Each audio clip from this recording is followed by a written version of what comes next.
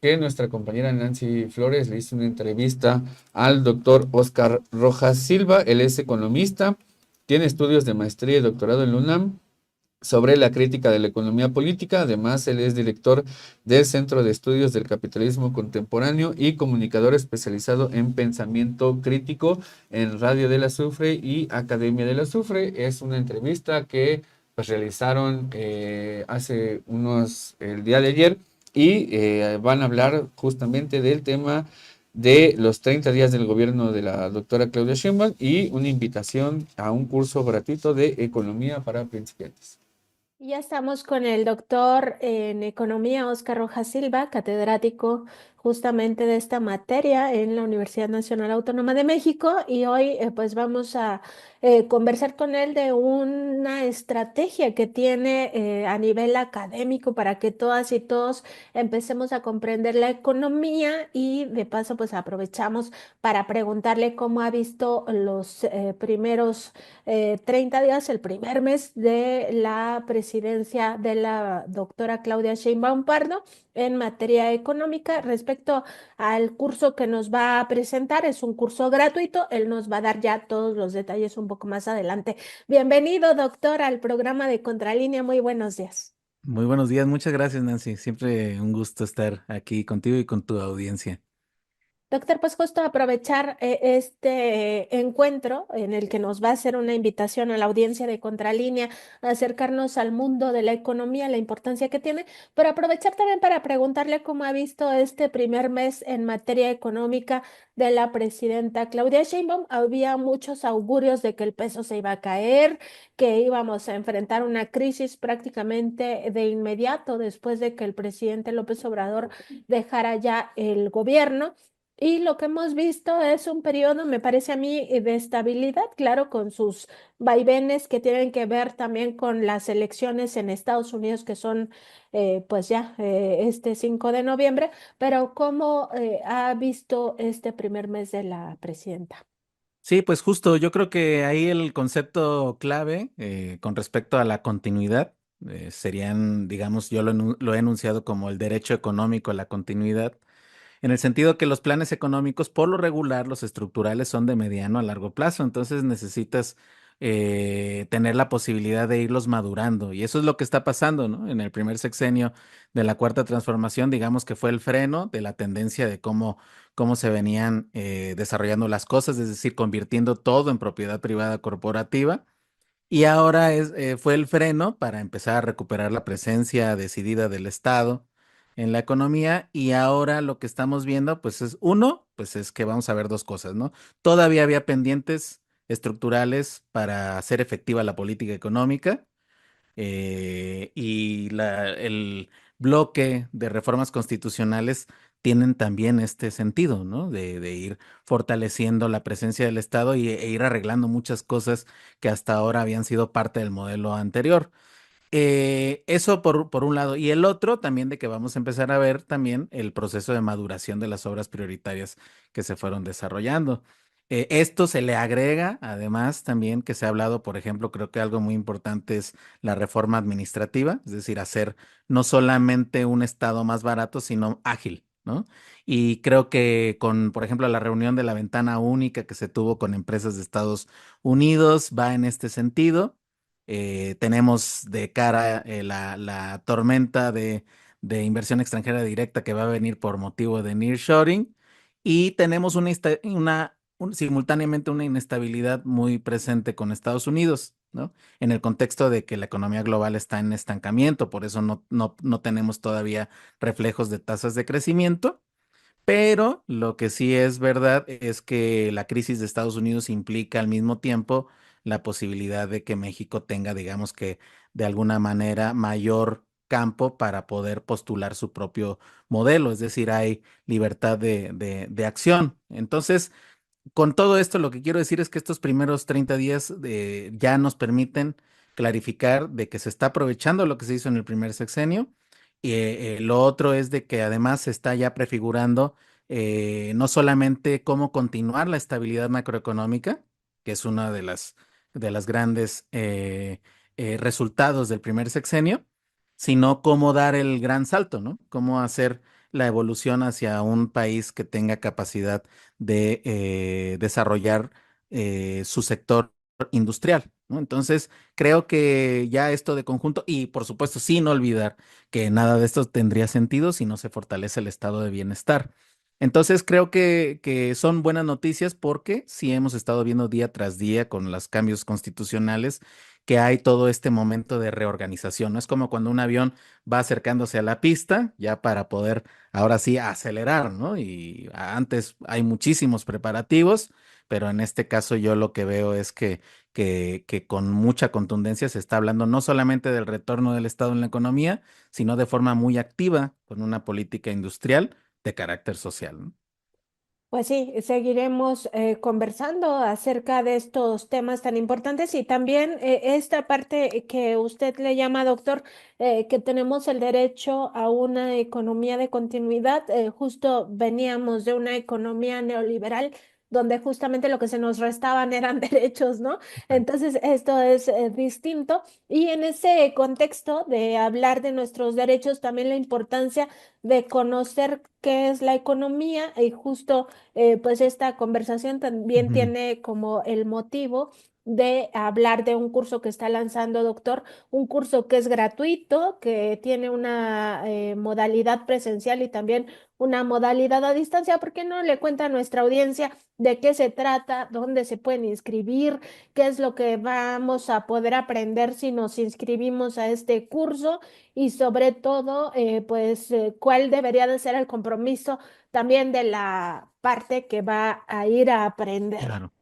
Claro, sí, sí, muchísimas gracias. Pues sí, efectivamente, ¿no? El principio de esto, o sea, la reflexión, como lo señalabas, ¿no? Con esta cruzada de conocimiento económico, pues tiene que ver, uno, con que, bueno, durante la mayor parte del movimiento se hablaba en abstracto de un proyecto alternativo de nación, y este se podía comparar, digamos que a nivel teórico, con lo que antes fue el desarrollo de la economía tradicional, ¿no? De visión de mercado y todo esto. Pero ahora tenemos 6 años ya y lo que corre de este segundo sexenio de una práctica efectiva, es decir, ya ese proyecto alternativo se ha ido desplegando y ha presentado sus contradicciones, pero también sus potencias, es decir, ya es un barco que está navegando y en ese sentido es de que pues, se ha desplegado un montón de información, ¿no? Desde las mañanas del presidente, los lunes que se hablaba de las nuevas obras, por ejemplo, cómo van avanzando, el tema del superpeso, los diferentes pues contextos económicos que ya han sido parte de la democratización de la información, de la forma en la cual el Estado interviene en la economía y qué significa todo esto, además porque estamos en un entorno global de muchísimo movimiento, no todos los días un país hegemónico pierde su fuerza, entonces todo eso nos lleva a que hay fenómenos económicos muy interesantes en la nación. Y hay fenómenos económicos muy importantes también a nivel de la estructura histórica global. Entonces, bueno, todo esto la idea es de que hay muchísimo contenido ahí, pero que desafortunadamente durante el modelo neoliberal los economistas se utilizaron las matemáticas y lenguaje rebuscadísimo, más que para, bueno, además de para querer con eso verse como científicos, la caricatura del científico, pues fue también para ocultar lo que realmente estaba ocurriendo, ¿no? Entonces ha habido un ocultamiento sistemático de nuestra propia historia, ¿no? Y creo en ese sentido es de que lanzamos este curso que se llama Economía para no economistas.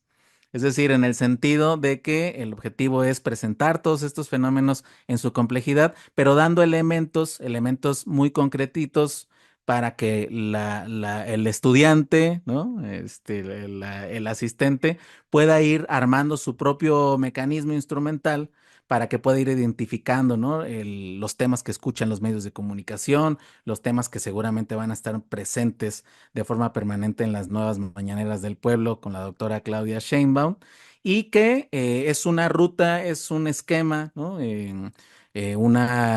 Digamos que pues sí, como un instrumento de navegación, ¿no? Para poder identificar todos esos fenómenos e ir descubriendo o redescubriendo también, pues, de qué se trata la economía. No nada más es el asunto de las gráficas abstractas de la actividad de los capitales financieros, ¿no? Sino que la economía en realidad trata de las condiciones en las cuales nuestra vida se reproduce, ¿no? Como personas, pero sobre todo como sociedad. Entonces, bueno, vamos a tener este curso introductorio. No se necesita tener, por supuesto, conocimientos previos de economía. El compromiso es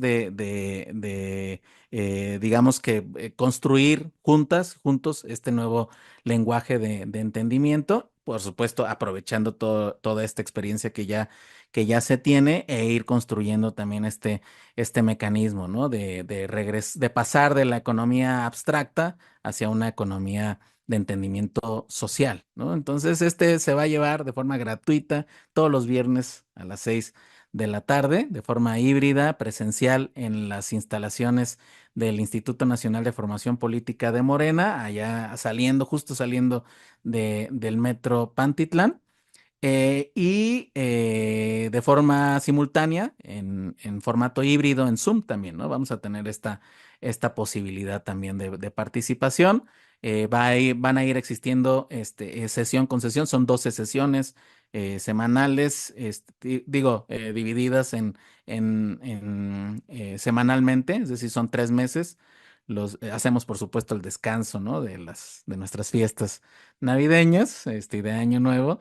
Pero bueno, la idea es de que 3 meses son suficientes también para que podamos ir madurando, ¿no? La perspectiva poco a poco también, irla discutiendo entre todas y todos. Vamos a ir leyendo noticias, discutiéndolas, develando cuál es el truco muchas veces también, sobre todo de los economistas neoliberales que todavía andan ahí en las redes y en la televisión, que reducen todo siempre a una sola forma posible. Entonces, ir develando también ese secreto, ¿no? De qué es lo que tienen realmente en mente, esos opinólogos, ¿no? De la economía neoliberal.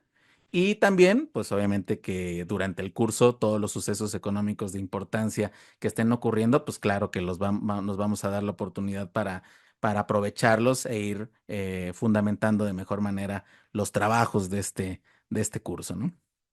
Y doctor, pues preguntarle, porque a veces pensamos, quienes no nos dedicamos a estas áreas, pues que es muy difícil, o sea, justo esta trampa de la que nos hablaba, de cómo los economistas abordaron este tema de tal forma de hacerlo quizá tan abstracto o tan difícil de entender que pues podemos tener algún tipo de resistencia a este conocimiento. ¿Cómo se podría garantizar que en efecto sea un curso con bolitas y palitos Claro. para los que no tenemos ningún conocimiento de economía o nuestros conocimientos sean muy mínimos?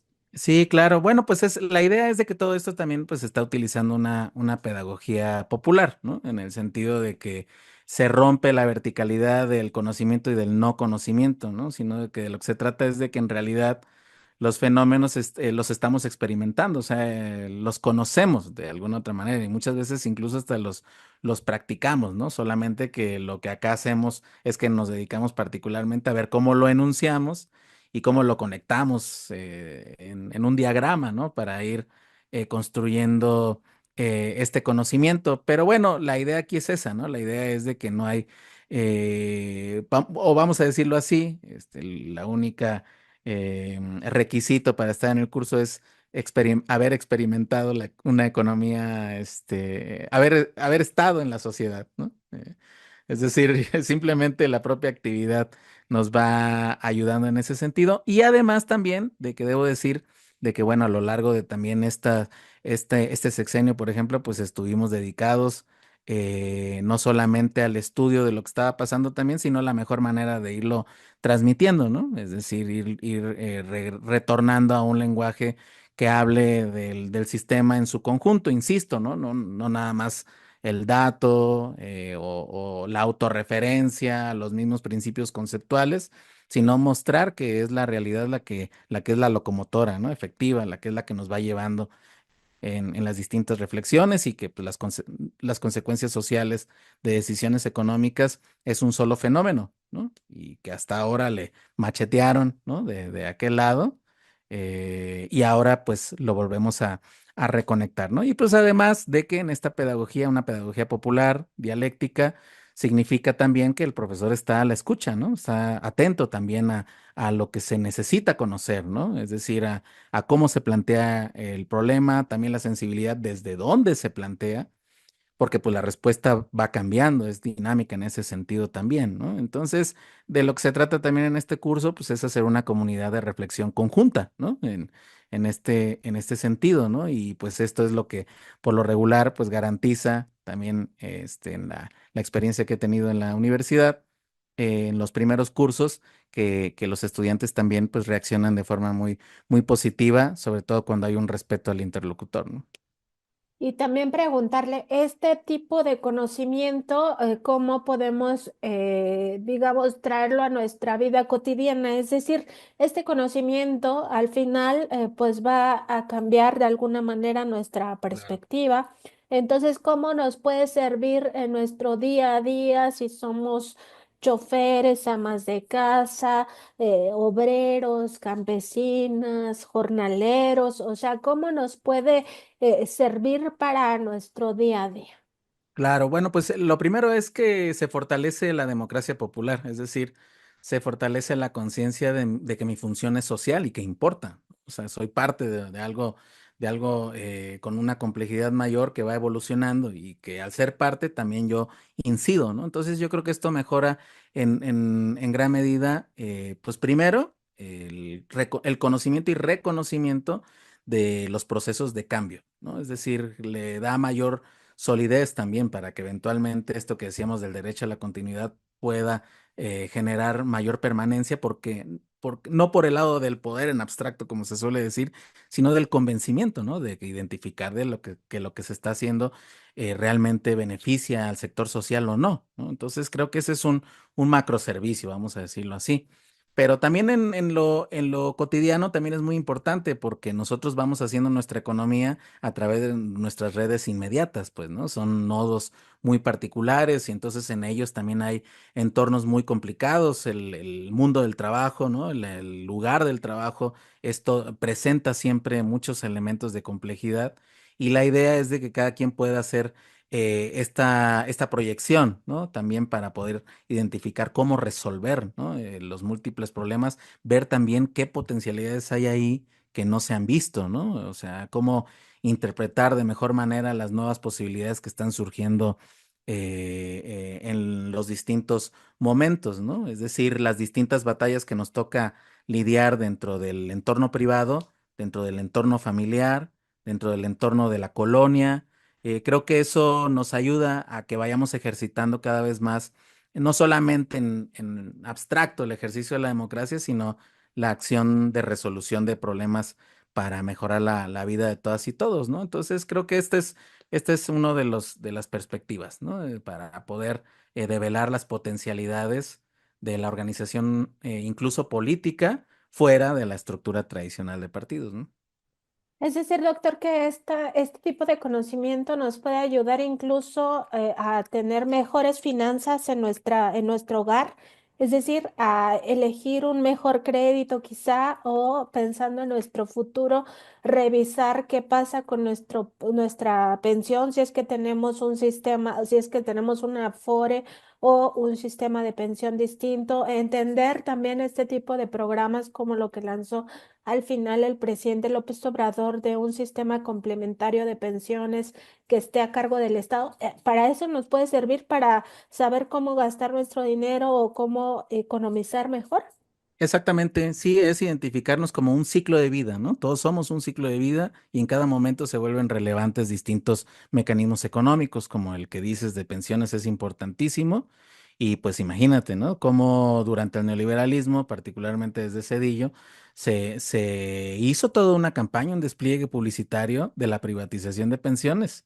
¿Y cuál fue el resultado? Pues que después ya nadie se podía pensionar, ¿no? Entonces, es muy claro ese tipo de elementos, ¿no? Y que de haber tenido una información clara de esos resultados, pues nos habríamos evitado generaciones que ahorita están desafortunadamente en esa lucha, ¿no? Entonces, sí, sin duda todos estos elementos nos ayudan a tener muy claro nuestro ciclo y ver también de corte transversal, pues cuáles son los programas que nos benefician o nos afectan y en ese sentido, pues ir develando también el tipo de vida que que queremos proyectar, como lo que mencionabas también creo que es muy importante.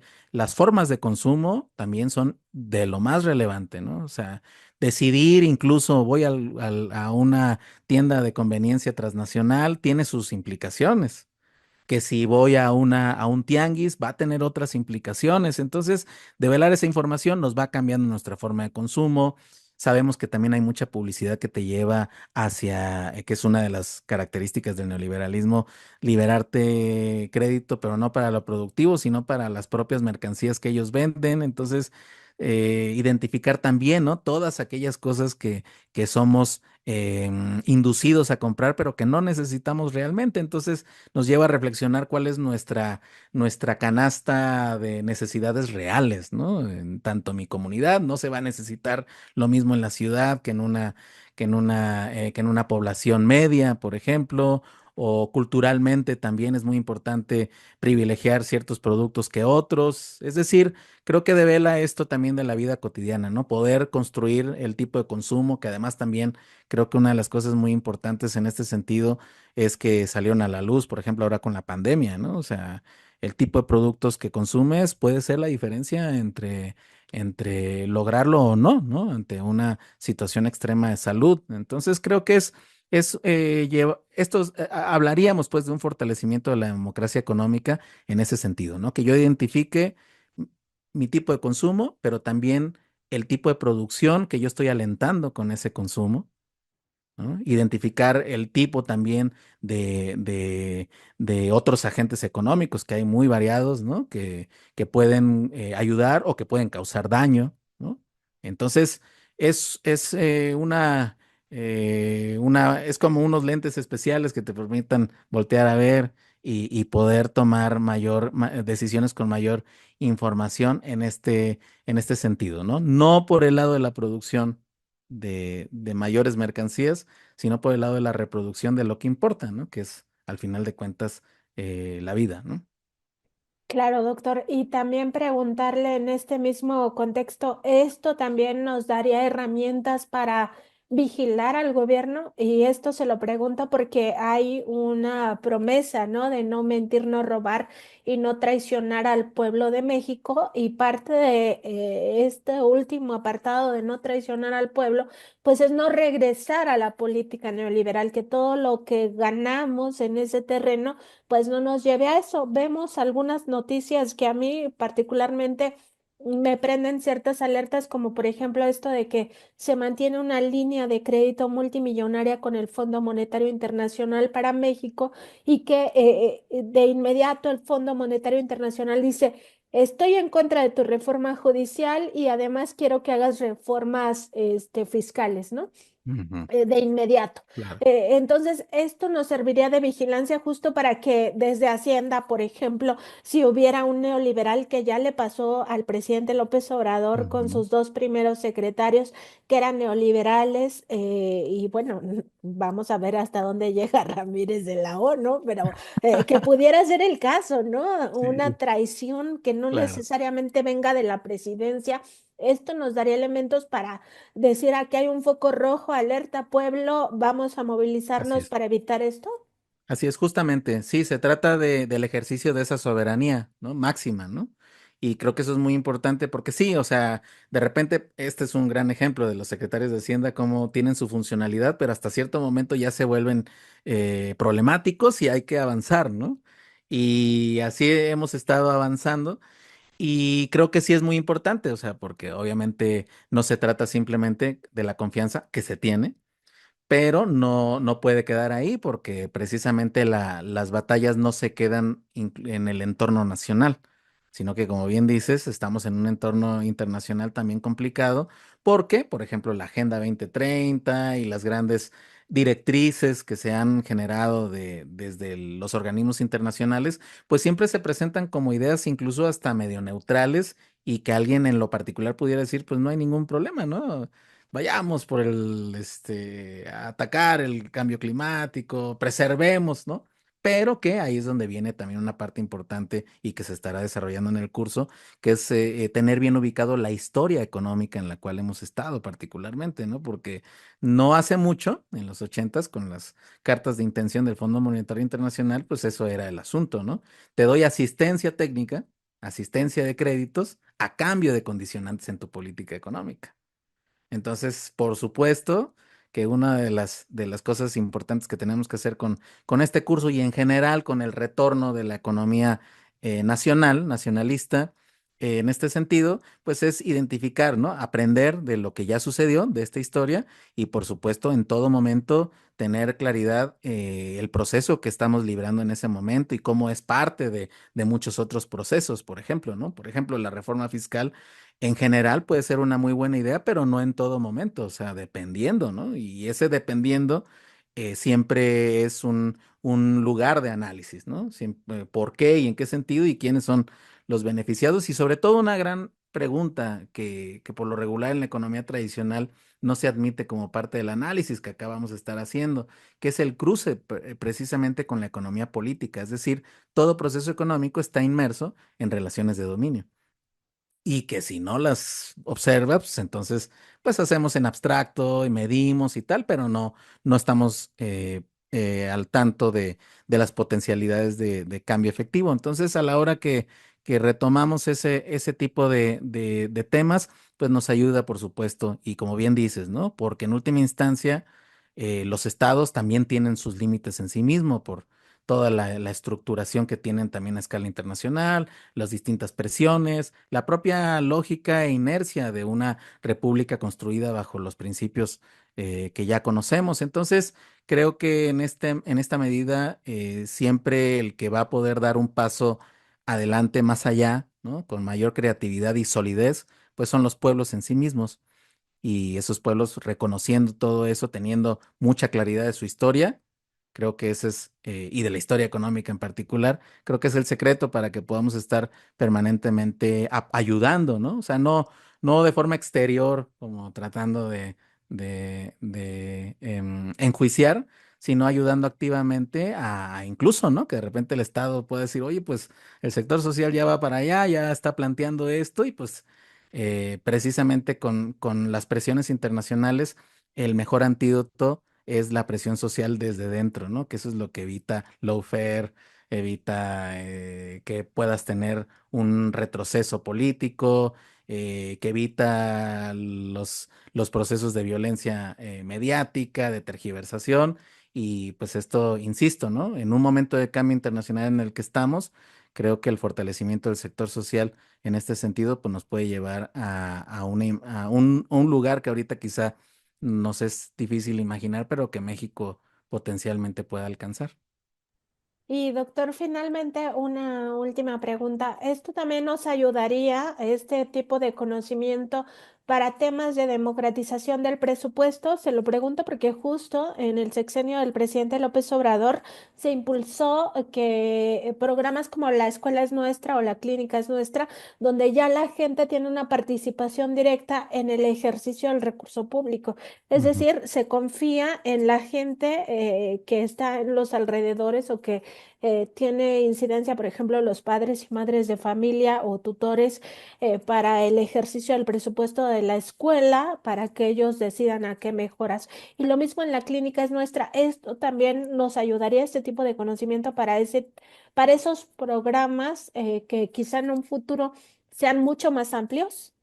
Claro que sí, sí, exactamente. El ejercicio comunitario del presupuesto es muy importante, ¿no? Porque la comunidad es la que sabe, la que está ahí en terreno real, y sabe dónde están los puntos que pueden mejorar o no, ¿no? Que de alguien que se pueda imaginar cualquier cosa desde una oficina, ¿no? Entonces el presupuesto en la medida que se va desplegando y que vas permitiendo también su ejercicio, es un momento democrático importante, ¿no? Que además aglutina a la sociedad, ¿no? La involucra, ¿no? Y esto es muy importante para el entorno que se está buscando, ¿no? Pero además también, por ejemplo, se dan también las discusiones del presupuesto público a escala del sector estatal, que también es muy importante tener conciencia en de qué manera se está distribuyendo, ¿no? Y que ahí también nos ayuda. Es un muy buen momento, por ejemplo, que vamos a estar en un par de semanas ya discutiendo sobre el presupuesto para el 2025, ahí se develan permanentemente criterios de distribución, criterios de cuál es el plan maestro que se está ahí desarrollando.